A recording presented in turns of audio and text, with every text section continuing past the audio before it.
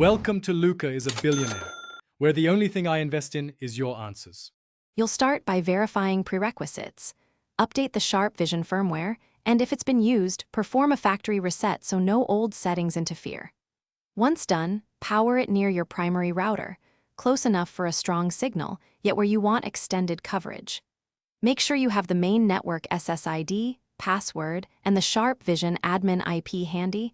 You'll log in to copy settings. Now connect to the Sharp Vision's default Wi-Fi or Ethernet port to begin configuration.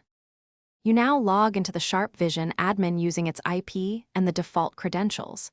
In the wireless settings, choose repeater or extender mode. This tells the device to bridge rather than serve as primary.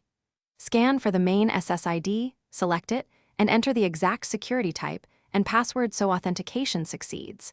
Decide whether to clone the main SSID for seamless roaming or set a distinct name if you want manual switching.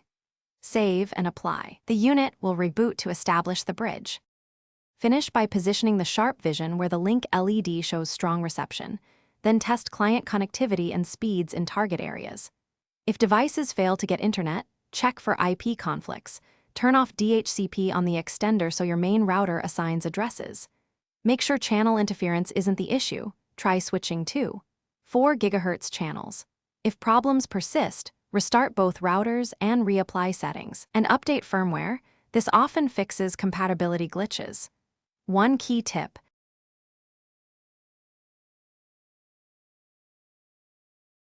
Thanks for watching and please subscribe. It's the best investment you'll ever make.